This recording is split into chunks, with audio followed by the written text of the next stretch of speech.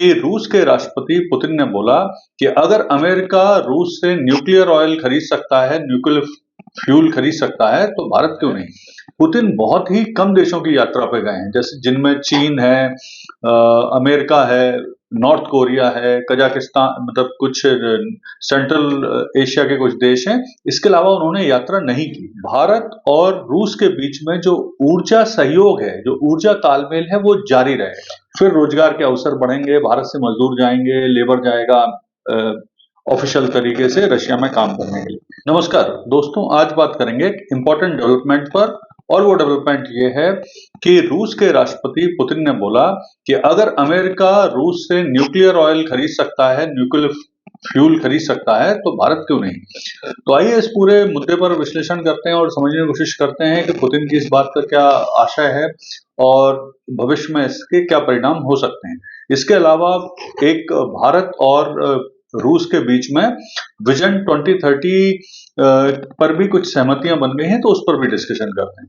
तो देखिए, जैसा कि आपको पता है कि 4 और 5 दिसंबर को रूस के राष्ट्रपति पुतिन भारत की यात्रा पर थे, और इस दौरान पूरे विश्व मीडिया की नजर पुतिन की इस यात्रा पे थी।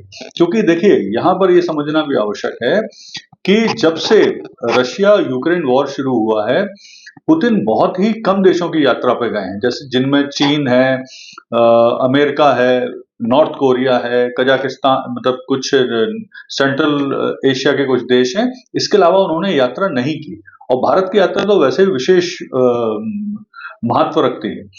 तो देखिए, इस यात्रा में कल पुतिन ने स्पष्ट रूप से बोला कि अगर अमेरिका रूस से न्यूक्लियर फ्यूल लगातार खरीद सकता है, तो भारत हमसे क्यों नहीं खरीद सकता है।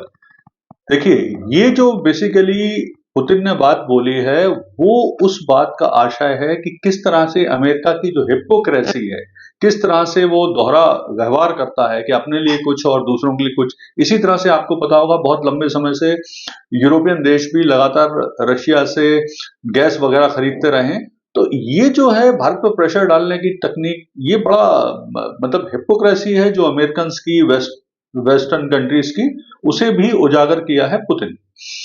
पुतिन ने इसके अलावा ये भी बोला है कि उन्होंने बोला है कि भारत और रूस के बीच में जो ऊर्जा सहयोग है, जो ऊर्जा तालमेल है, वो जारी रहेगा।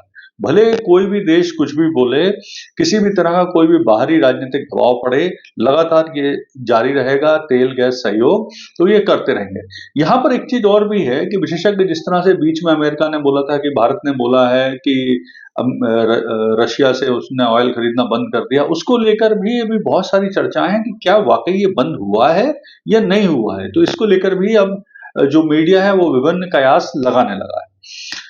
देखिए, एक चीज और पुतिन ने स्पष्ट की है कि जो भारत और रशिया के बीच में ऊर्जा सहयोग है, वो किसी देश के खिलाफ नहीं है। वो बेसिकली भारत रशिया के जो आपसी हित हैं, उसके हिसाब से बनाया गया है। तो इस तरह से कई बातें पुतिन ने अपने यात्रा के दौरान कल बोली हैं, जिसको लेकर विश्व मीडिया ने अपने अपने हिसाब से इस पर हेडिंग बनाई। यहाँ पर एक और बात जिसका जिक्र लगातार हो रहा है, वो हो रहा है भारत और रशिया के बीच में विजन 2030 के लिए एक आपसी अंडरस्टैंडिंग डेवलप हो गई है कि विजन 2030 के अंतर्गत वर्ष 2030 तक बहुत सारी चीजों में, बहुत सारे क्षेत्रों में डेवलपमेंट किया जाएगा। तो आइए उसे भी समझ लेते हैं कि वो कौन से क्षेत्र हैं जिनमें डेवलपमेंट की बात हो रही है। तो प्रमुख रूप से जो द्विपक्षीय डेवलपमेंट होना है, बायलैटरल डेवलपमेंट होना है, उनमें सबसे ज्यादा तो फोकस किया जा रहा है ट्रेड को लेके। 2030 तक भारत और यूएस के बीच, भारत और जो रूस के बीच का ट्रेड है, उसे 100 बिलियन यूएस डॉलर तक पहुंचाने की बात कही गई है। इसके अलावा ऊर्जा सहयोग में जिस तरह से पुतिन बोल ही रहे हैं कि ऑयल गैस की सप्लाई निरंतर की जाती रहेगी। फिर तीसरा इंपॉर्टेंट चीज है इस विजन 2030 का कि एफटीए पे बात होगी, फ्री ट्रेड एग्रीमेंट पर बातचीत होगी, और इसे शीघ्र से शीघ्र साइन करने के प्रयास होंगे। फिर इसके अलावा रक्षा क्षेत्र में जो सहयोग है वो चलता रहेगा। रक्षा क्षेत्र विभिन्न और नए समझौते हो सकते हैं। रूस से रक्षा क्षेत्र से जुड़े उपकरण और सप्लाई जारी रहेगी। ज्वाइंट जो एस्टेब्लिशमेंट है रक्षा से जुड़े, वो लगाए जाते रहेंगे। तो इस तरह से काफी चीजें की गई। फिर रोजगार के अवसर बढ़ेंगे, भारत से मजदूर जाएंगे, लेबर जाएगा ऑफिशियल तरीके से रशिया में काम करने के लिए। शिक्षा, स्वास्थ्य, संस्कृति से जुड़े हुए बहुत सारे समझौते भी किए जाने की बात कही गई। हाँ, यहाँ पे ये ध्यान रखना थोड़ा-सा आवश्यक है कि भारत और जो रशिया के बीच में ट्रेड इम्बैलेंस है, मतलब बहुत व्यापार घाटा बहुत ज़्यादा है भारत का, उसे कम करने के भारत को प्रयास होंगे।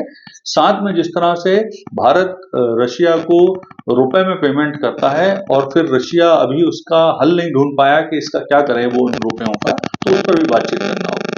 कुल मिला के अगर हम देखें तो 2 दिन की जो पुतिन की भारत यात्रा रही है, इसमें भारत और रशिया के बीच में दीर्घकालिक जो रक्षा सहयोग है, रणनीति है, उस पर काम हुआ है और ये बात निश्चित है कि जिस तरह से रशिया ने भारत का हमेशा साथ दिया है, एक ऑल वेदर फ्रेंड बना रहा है भारत का हमेशा रशिया, तो उससे ये बात पक्की है कि पुतिन की इस यात्रा से जो हमारे रशिया के साथ बेहतर संबंध है, उनमें और प्रगाढ़ता आएगी, वो और दृढ़ होंगे, सुदृढ़ होंगे और ये सहयोग भविष्य में बढ़ता रहेगा। धन्यवाद।